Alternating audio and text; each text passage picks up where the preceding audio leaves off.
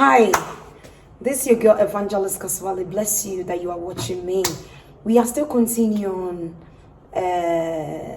my testimony, my true story. Yeah, bless you.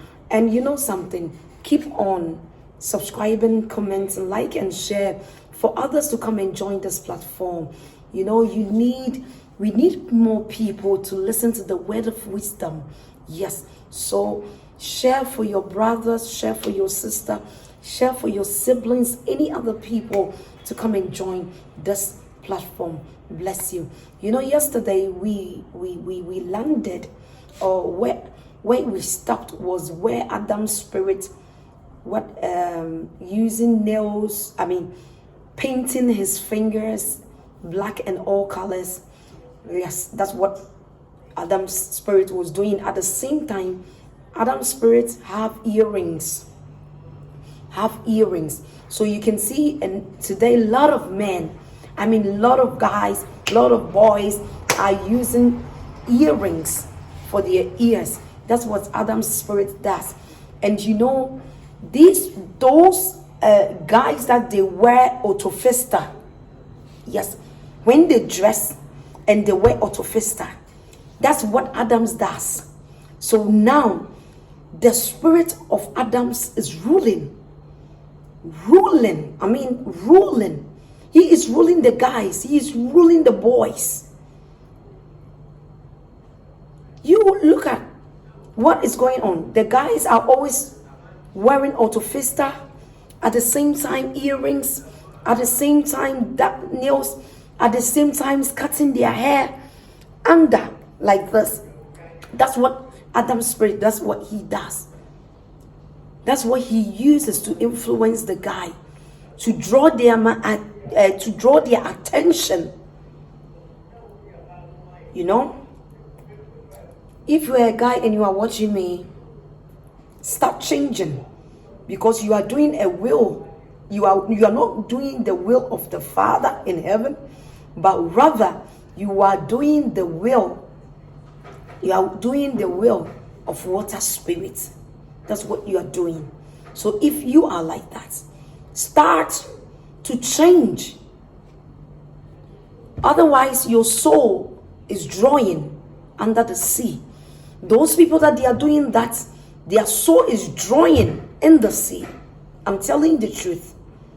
Immediately that they bring on this earth, if you join it and you do it, your soul will be added under the sea.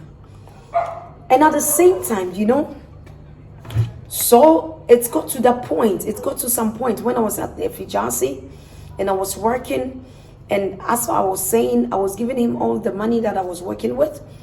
What I get, I give it to him, and he was putting me under fear.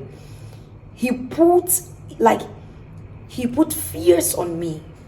Yes, at that time I was very fearful because I was scared. It got to the point of time I wanted to draw myself away from him. But do you know what they told me? They told me that as so far as I have seen their secret, if I leave, otherwise I will die or I will get mad. That's two things involved. Or if I don't get mad, or if I don't die, I will get an accident. One arm will be cut off or one leg will be cut off. So they put a fear on me. I couldn't go anywhere. I was very thin by then because I've been thinking, crying. I couldn't share my story to anybody, because the moment I share what I'm going through with someone, when I share, the spirit is right with me. So when I share, when I go back, when I go home, they will tell the guy that this and that and this and that I've been talking to someone. So I couldn't talk to anybody. I was scared and depressed at that time. So it got to the point of time that the guy told me that I was asking him. It got to the point of time I was asking him that I want to know where his family is. At the moment that I open my mouth and tell him that I want to know where his family is, he will start quarreling with me, quarreling, fighting all day long. We'll be fighting, quarreling, and quarreling all day long. That's how it's gonna be. So I needed to stop it and keep quiet and shut my mouth. So it's got to the point of time. He told me that we've been going somewhere. You know, I was having that the shop that I was having. I was building a shop for myself, and you know, I sold that my shop that was building for myself, for my salon, because the place that I was a rented place. So I decided when the time is due, I will not rent it. I will not rent it anymore. So the shop that was building, that shop was somewhere, let's say even a little bit closer at where my rented shop is. So I decided that when I move from that rented shop, that will be my own shop that I'm going to be. You know, I sold that shop and I gave that money to him because he was always demanding for money. So if I don't have, I need to do anything possible to get that money. So it got to some point of time we needed money. So that shop, it wasn't sold by then. I went to a bank for money, so I needed to use something for collateral. So I used the shop for collateral. And then I went to a bank to claim some money.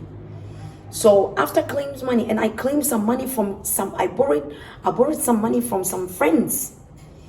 So I was in serious debt, and they weren't giving me money, but they were pushing pressure on me to go and get money at that time. So I borrowed money from a friend, and at the same time I used my shop for collateral for money. Then I claimed that money. So they gave us 3 months. That was 2,000 Ghana cedis. So they gave us 3 months to pay that money, and there was interest into it. So they gave us 3 months to pay that money. You know, when it got to 3 months, we didn't have money, because he told me that, oh, after 3 months we will get money, so just go for it. Then I went for it. When the 3 months came, when the 3 month dropped, we didn't have money. So we needed to pass through, we needed to be sharp and sell the shop that was building. So I sold it, and I took that money, which is and the money that I borrowed from the bank. When I sold the shop, and I deduct some of the money that we sell, that money that the person that bought that shop, I took some of the money to give it to the bank people. So the rest of the money was with him. And then later on, he told me, as you know, from part 1, I told you that he told me that he would take me to his spiritual father. I'm trying to remember you. He told me that he would take me to his spiritual father. Good. And you know, now we have money to go to his spiritual father. So later on, I got to realize that his spiritual father wasn't a man of God. So we travel all the way to Benin. It's not Ghana. Where I am is Ghana. So we travel across Togo, and across Togo, then we went to Benin. That's where we went to. That's where his spiritual father is. So his spiritual father, he told me that we are going to see something that he will help me about the spiritual marriage. So when I was with him, I couldn't see that spiritual marriage anymore. Because sometimes when I dream, when I was with him, sometimes when I dream that that spirit has been tied in a tree when I was with him at that time. And at the moment that I got on with him, I couldn't see that spiritual marriage anymore, because that spirit couldn't come closer to me, because that spirit was smaller than that spirit that the guy was using, because the guy's spirit was water spirit. So that spiritual marriage couldn't come closer to me anymore. I couldn't experience in a dream. I couldn't experience, because when I wasn't knowing him at the first, that spiritual marriage, sometimes when I sleep, I feel that someone is sleeping with me in the dream. I feel that. And sometimes when I wake up, I feel myself to be wet. And like when I got to, like, things wasn't moving on for me. When I get money, it just vanished just like that. I don't see anything, like things wasn't okay for me at that point of time. So when I was with him, I couldn't see these spiritual marriage. The spirit couldn't come and sleep with me anymore. So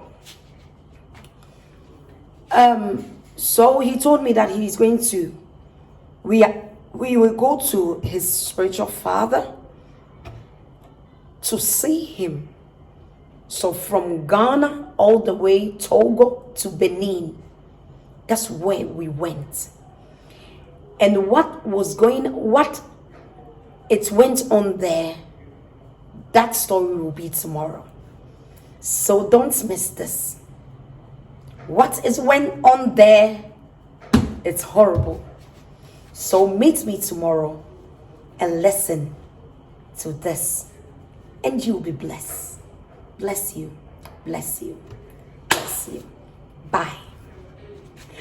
Keep on following me on my social media platform, Evangelist Kasawale, on Instagram, TikTok, Facebook, across the social networks. Evangelist Kasawale. Bless you. Bye.